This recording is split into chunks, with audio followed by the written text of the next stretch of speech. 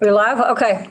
Good morning. It is Friday, March 31st, and this is a meeting of the House Sexual Harassment Prevention Panel. And we are continuing our work in reviewing. In the past, we've reviewed the policy, but we have not this year gone over the procedures, and that's what we will be doing today. Great.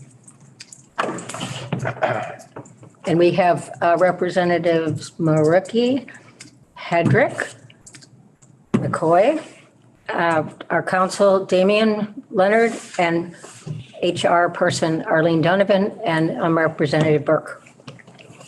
Okay.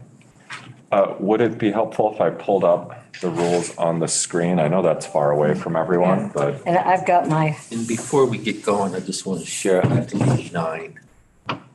Share what? I have to leave at 9. Oh, okay. Yeah, and we have the pages today too. That's right, yeah. So we need to. Tom Chittenden brought his daughter to basketball. She's a page. He brought. Oh, was she the one who was on the floor last night? Yeah, Yeah. That was his daughter? yeah. Oh, Amelia. I was like, boy, that page is really Yeah. dedicated. She found it. I went up, I saw Tom in the balcony, so I went up and talked to him. Yeah. And he said they were coming to play basketball. Yeah. And that she realized we were still going and she wanted to come over and see us in action late night, I guess. Wow. Nice. Yeah. It's great to see that level of interest. Okay. So did you want me to pull up oh, shoot. I just accidentally logged out Does of it. everybody have it on their? I've got it. I'm gonna lose juice here, so Oh. I probably Okay. would be better because I Okay. forgot to plug this in last night. All right. I'm going to try to get into the Zoom meeting for a Notice second the- I'm time. in the same boat, Patty, Yeah. but I have enough. Okay. All right. Great. So for the record, I'm Damian Leonard from the Office of Legislative Counsel. And what I am pulling up on the screen is the current rules of procedure, which were adopted last April. So I will skip over the definitions for nope, I will skip over the definitions. The only thing that you might want to note is whether you want to include among panel staff outside counsel retained by the panel, since we now have a law firm on retainer that could provide. Yeah, I think that makes sense, everybody? All right. Borrow one of your pens, Arlene. Thank you. So.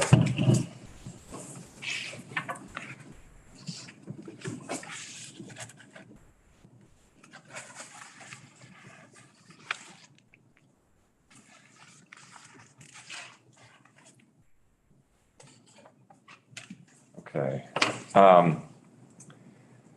Going down into the rules, Rule 2 covers informal contact with the panel. And it provides that any person can contact the panel without initiating the formal process. To the extent possible, the identity of the complainant or potential complainant would be kept confidential without their consent, or unless they consent to disclosure. And then panel members are required to explain the policy to someone who contacts them informally and identify different options for resolution, including the informal resolution and the formal process. And then if the witness discusses an incident or conduct with the panel member, based on that information, the member can approach the potential complainant to then discuss the incident. So that's basically if, say, I observed something that I thought was inappropriate, and I came to one of the panel members to say, I saw this today, I'm concerned about it, I'm not sure if it's sexual harassment or not, but I wanted to talk to you about it. And it sounded like a potential violation. Then the panel member could go to the potential complainant who experienced the behavior and discuss it with them to get their take on it. Maybe maybe it was sexual harassment, or maybe the witness saw something taken out of context that wasn't. And then at that point, you can also, if it was something that may have been sexual harassment, you can then determine with that potential complainant, explain the policy, explain their options, and discuss with them whether they want to pursue a resolution.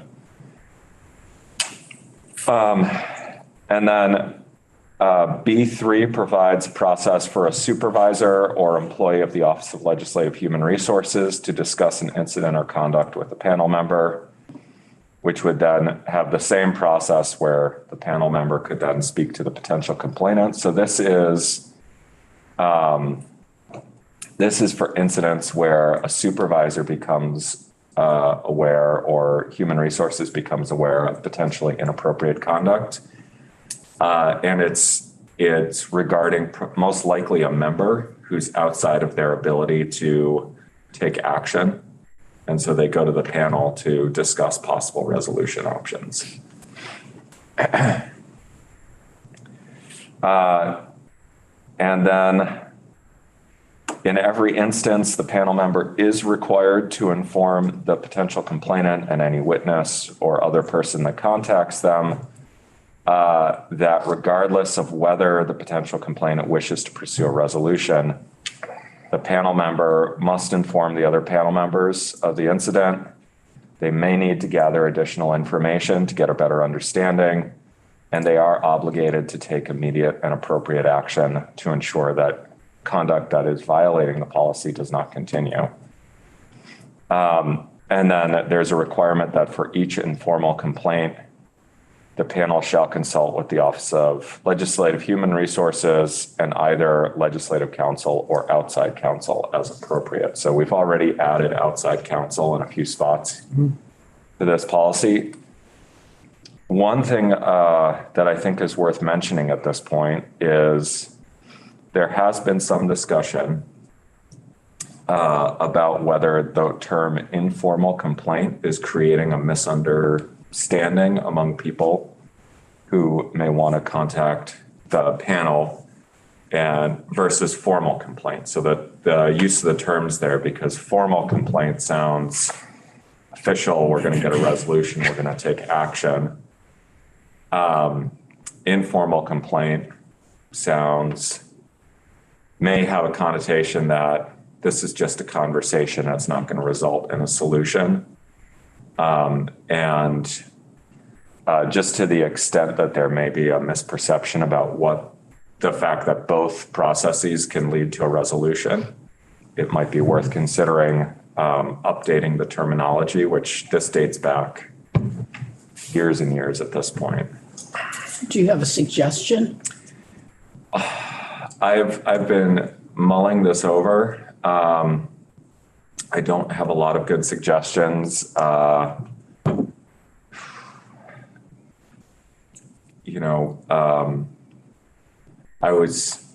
of the things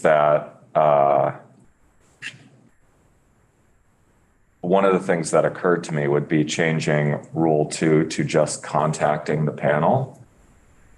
And then Rule 3 to something along the lines of short complaint resolution or, mediated resolution, something like that.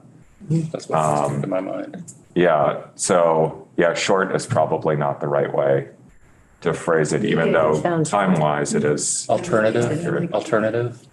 Yeah. Alternative dispute resolution. Because it's alternative to the formal process.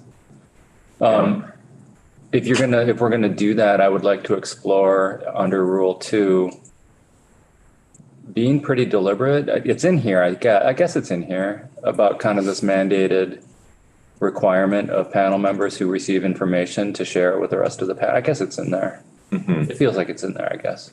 Yeah, it is in there at the bottom. Yeah.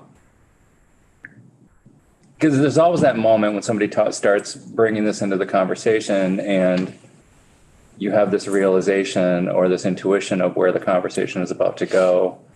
Where you're obligated, I think, then to say, look, just want to be clear about the role I play on this panel and what this means if we continue this conversation. I'm happy to do so, but right. So I guess I'm trying to think like if it's just that kind of gray area of mandated reporters, or in this case, mandated panel members. I guess it's in there. Yeah, it's certainly something we can explore a little bit more if we get to the point of doing some revisions this biennium. It's also worth noting, before I go further, that the Senate panel has sent on a slightly revised version of the policy that this panel adopted last year to the Senate Rules Committee for adoption. I don't know what the timeline is on that actually being taken up by Senate Rules. Obviously, there's a lot going on right now.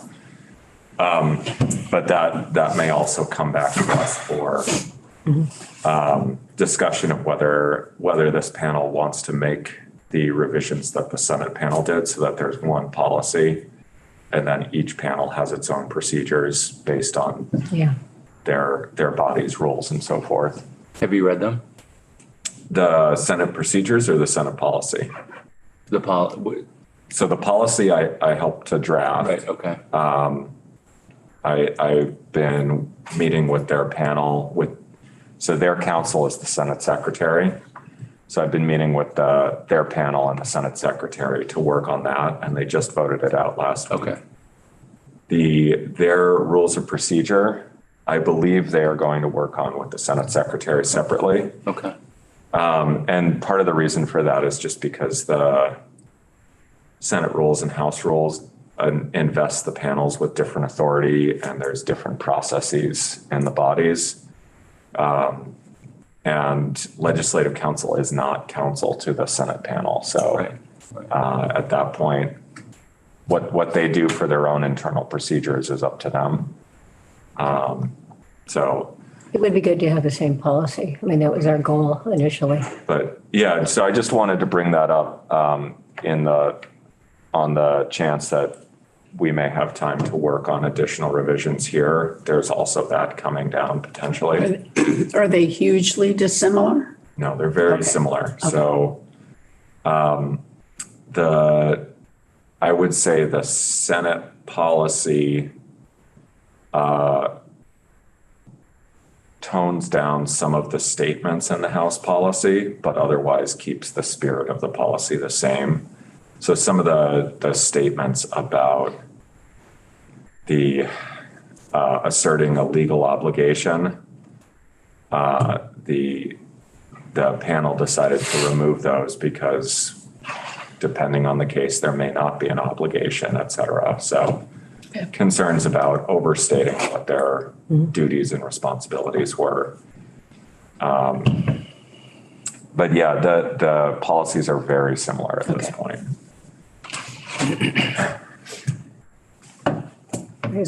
So,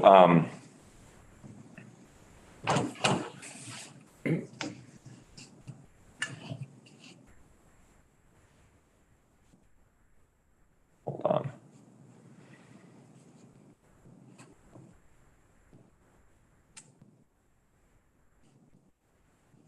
So I can explore a couple of different titles for Rule 3.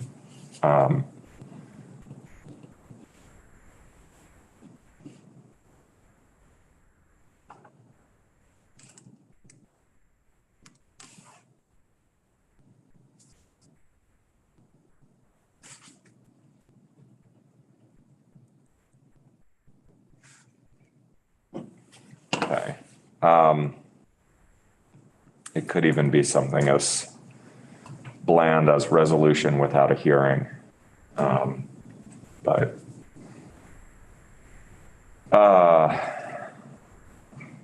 So the informal complaint resolution process, again, after an individual requests that, the panel member would have to inform the panel members. Under B, the panel would gather information about the incident as necessary.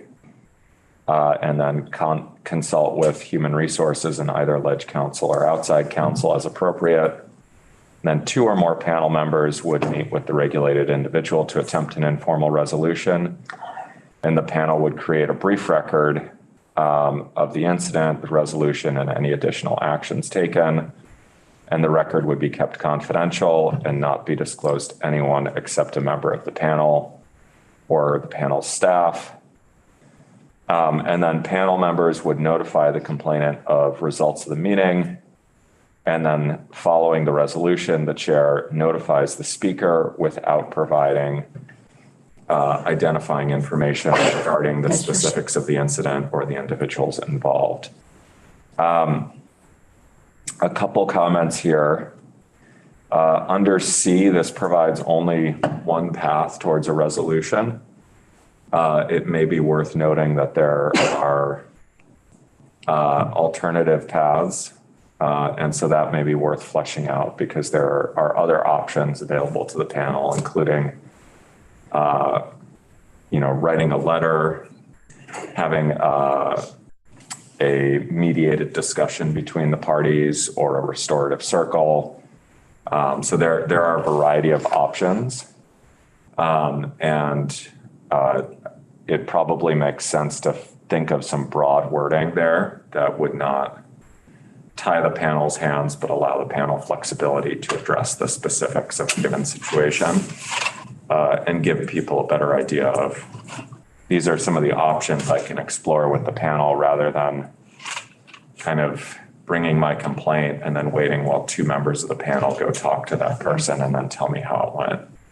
So That sounds good to me. Shall we add that? I have some language here because we've got similar language in the Code of Student Conduct at UVM. I can I can at least cut and paste it. Oh yeah, that would be great.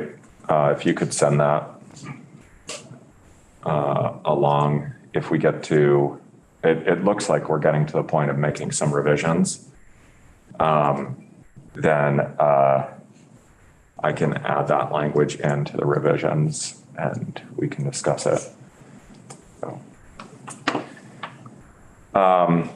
Preventative action, Rule 4 requires that in an instance where a potential complainant elects not to pursue a resolution, the panel member has to promptly inform the other panel members. And then if the panel determines in consultation with human resources and counsel, I'm just going to say counsel, or alleged counsel or outside counsel going forward. If it's determined that the alleged incident or conduct could constitute a violation of the policy, the panel would be required to gather information as necessary to get a better idea of what happened. And then if it appears that there could be further violations of the policy, the panel is required to take action to ensure or to prevent them from occurring. So, and that could be informally contacting the individual who may have engaged in the behavior or taking other actions.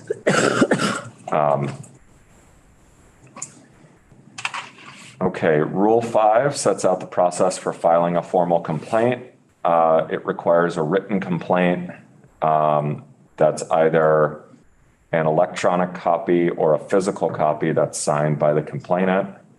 The understanding is that if the complainant sends an electronic copy to the panel, that is as good as a signature.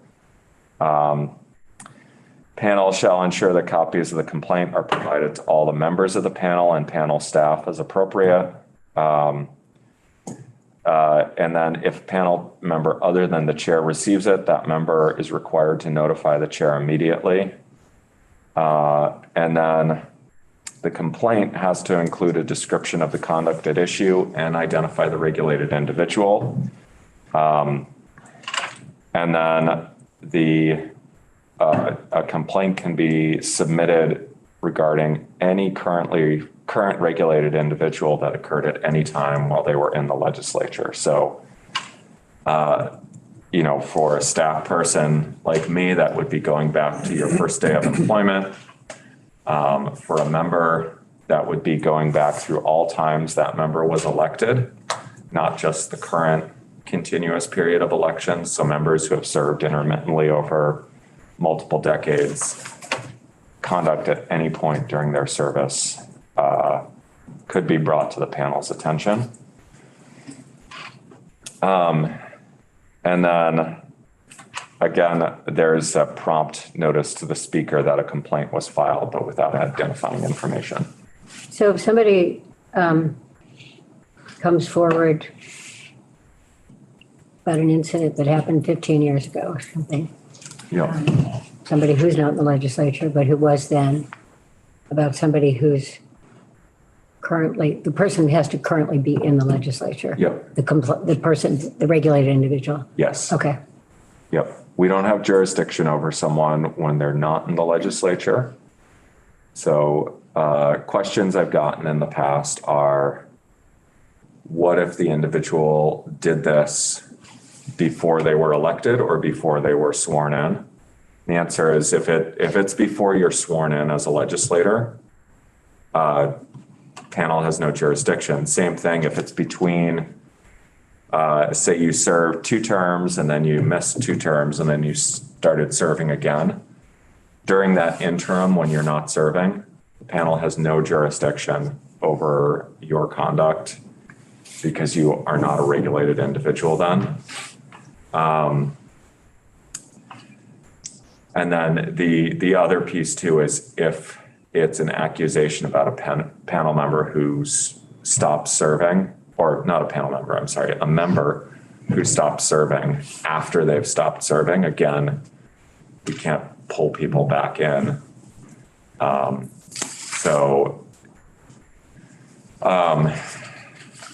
if there was an incident between 2 new members at orientation?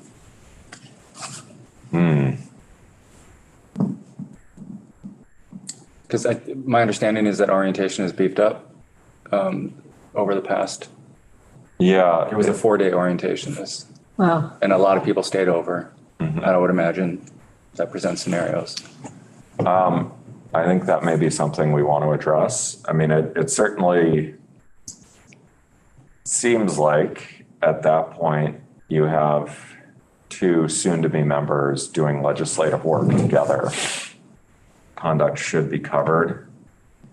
But they're not sworn. They're not sworn in. But they're not sworn in. So, I mean, you could amend the policy to cover basically, actions at legislative orientation. Post-election. Yeah. Well, so I'd be concerned about post-election but actions at, for example, legislative orientation, that's an official legislative event.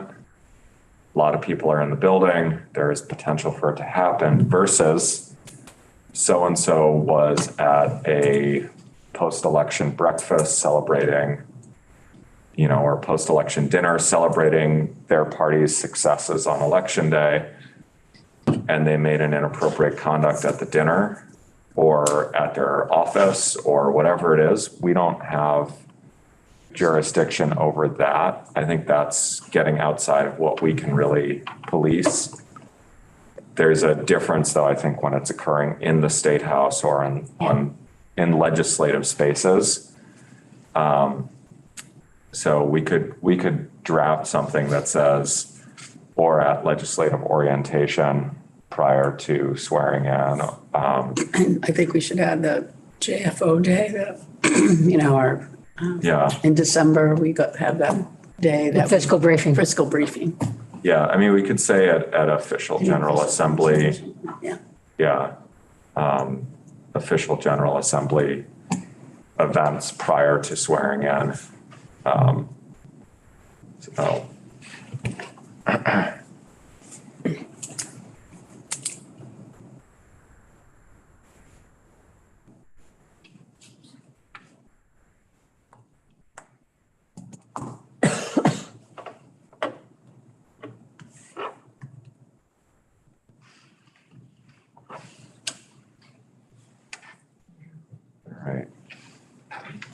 Thank you for sending those UBM policy.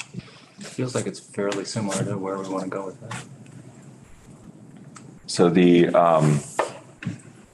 formal complaint response is basically, that's Rule 6, and it just provides the regulated individual who will call the respondent from here on out with the opportunity to respond to the allegations. And they get 7 business days, and the panel may extend the time for good cause. Good cause could include things like if we're outside of the legislative session, perhaps the respondent is traveling and is unable to respond because they're traveling or out of the country or whatever the case may be. But in each case, good cause is for the panel to decide. So, it could be something like the respondent has had a medical issue and is hospitalized. So we wouldn't expect someone to draft a thoughtful response if they're in the hospital or something like that. Then there's an initial review. So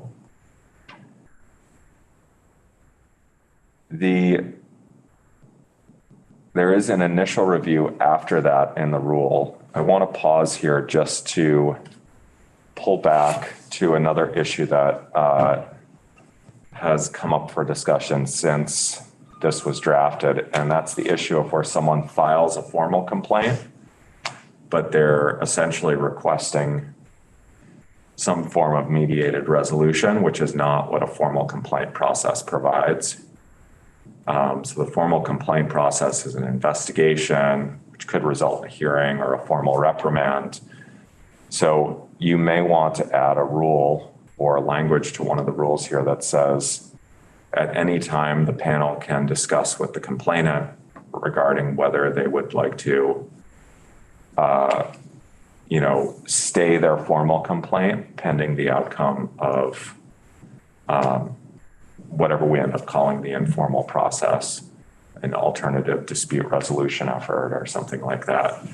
And that gives the panel more flexibility. If you have someone who says, I'm filing a formal complaint, not really realizing what that triggers, and then says, what I would like is to have a mediated discussion to tell the person how it made me feel when they said that, and I'd like to do it with some panel members there so I feel comfortable voicing that. And that the formal complaint process just doesn't provide that. So that would provide the opportunity for the panel to basically speak to whoever files the complaint and say, so we have this option here, and you can stay your formal complaint pending the outcome of that.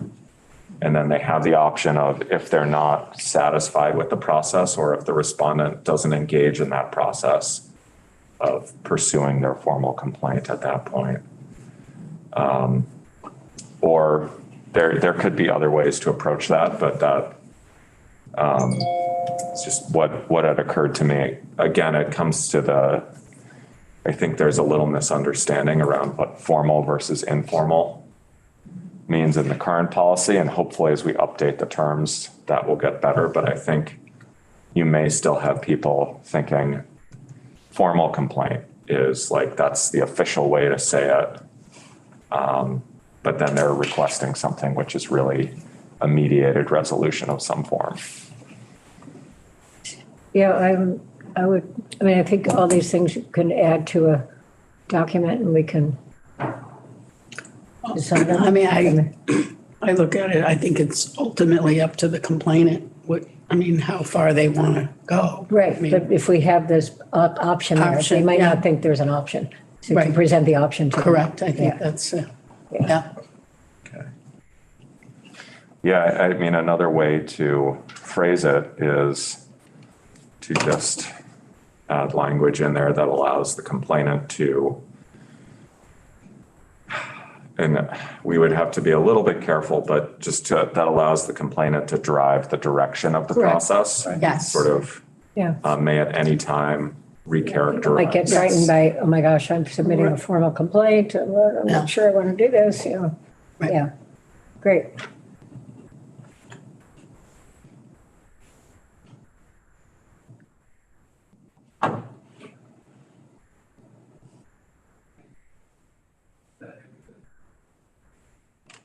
Okay. So the initial review is when you've got both of them, both the complaint and the response. And then the panel's review at that point assumes that the allegations and that everything that's asserted in the complaint is true. So you make that assumption and you say, if everything is true, and we read the response in the light most favorable to the complainant, is there a possibility that this is a violation of the policy? Does it look like that could be a violation of the policy? If the answer is yes, then at that point, the chair would request copies of any prior complaints against the respondent from staff.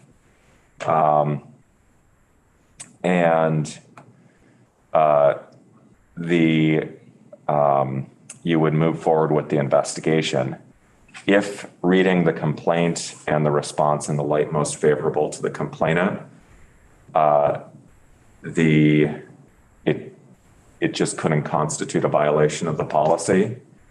And probably the most likely instance here is that it's bad behavior, but it's not sexual harassment. In that case, the panel has to dismiss the complaint at that point.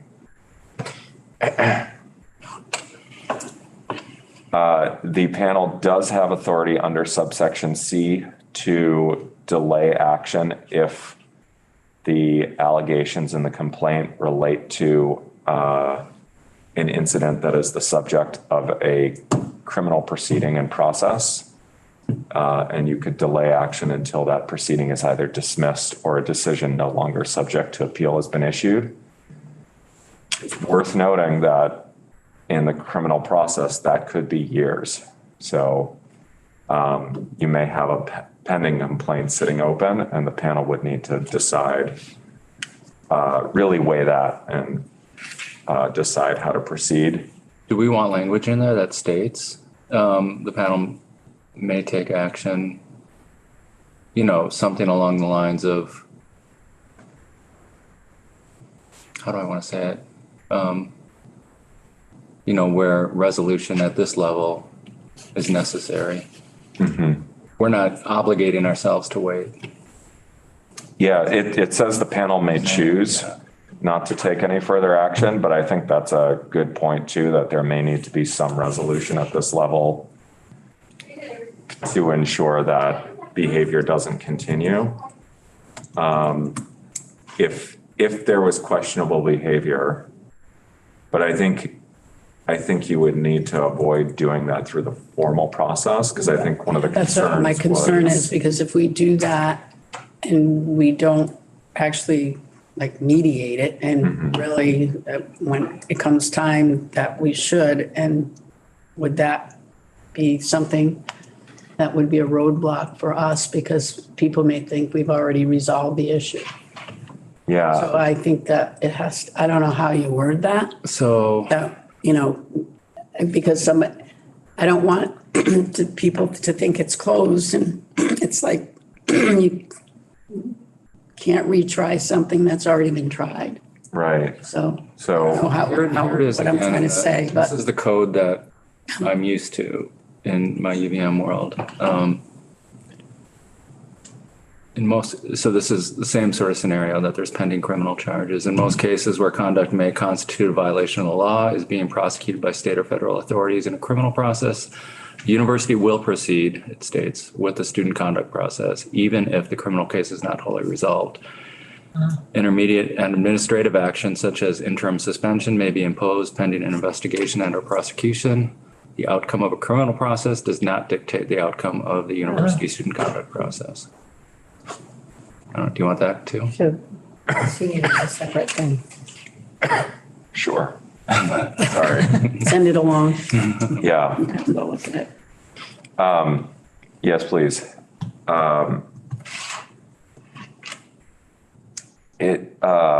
Yeah, so, I mean, a lot of this is a policy question.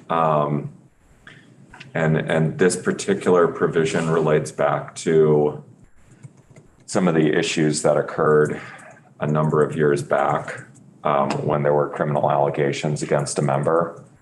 And the Senate struggled with what they could and could not do in relation to that member, and did not want to be seen as, were concerned that any actions they took would be seen as making a ruling on the facts of that case, when it was, Right. you know, when they weren't in a position to investigate the case, to know all the facts, to try the parties, you know, and so there is a bit of a balancing act. I have, you know, if the Senate and the House come up with different policies and, you know, different courses of action that we're taking, what if an individual, do we have a joint panel? Joint sexual harassment panel, so it would go there. I'm thinking of a staff member who may have an issue with a House member, and a Senate member. So that would automatically go to the joint panel. That's my concern about us having these two. I just really wish we could just have one thing, like one House thing and one Senate, Well, Yeah. Senate House together. I mean, I know we've been doing this could for have- 9 years now, yeah. and we still haven't gotten we it. could have the same policy. I Yeah. think the issue is the rules of procedure, So what- just what based on the happens difference for- between the House and Senate. and how Right, they but operate, My right? point is who rules? What, then do we have a separate joint procedure? I think that is yet to be resolved. Okay. Is what happens if we Yeah. have, so based on our discussions in the Senate sexual harassment panel, this issue also came up. The Senate secretary's feeling was that now that we have an Office of Human Resources, it's increasingly unlikely that complaints against staff, joint staff, are going to be resolved by the panels, but will rather be handled through their supervisors with the advice of Human Resources and possibly outside counsel.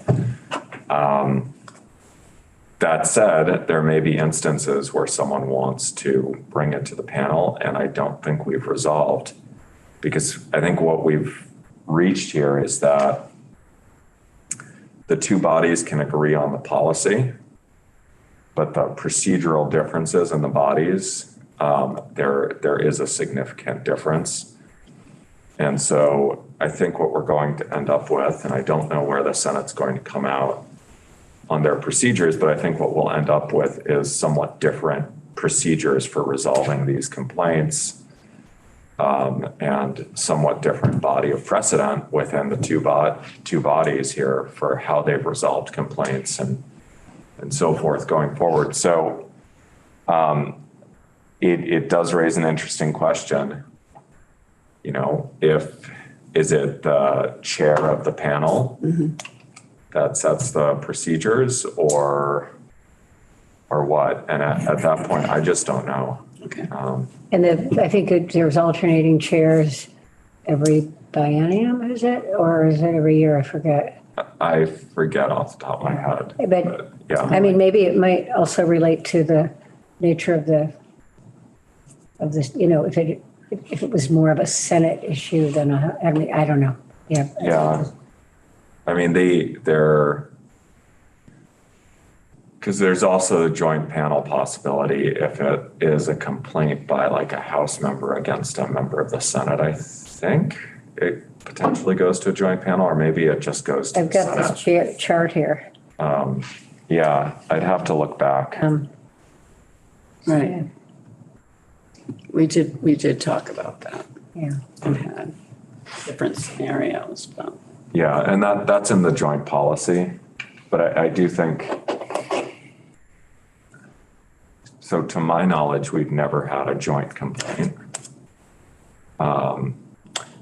But we might have, to my knowledge.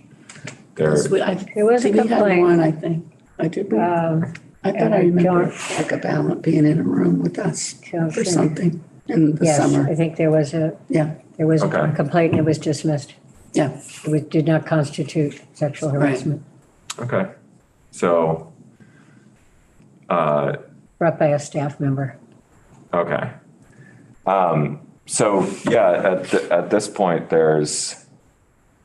we have had very few then joint complaints over the years. And the question then is, you could see potentially a staff member coming to the joint panel if they don't trust the process with human resources and their supervisor. I think that's really probably the most likely scenario is that you would see it there.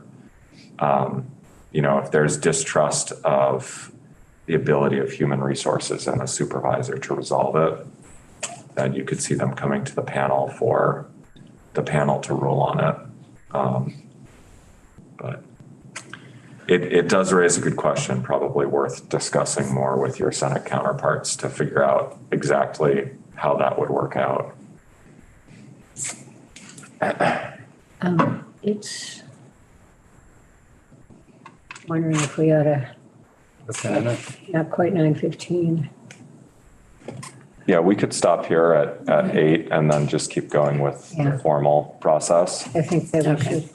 So we have only three of us here, but, and the two of you, could we meet next Friday? What's this next time? Friday? I think so. Friday mornings are fine for me. Yeah. All right, I will let Mike and Carolyn know, Great. and we'll soldier on here. Okay. I don't know what day that is, but it's Friday. 8:30. Okay. All right, Great.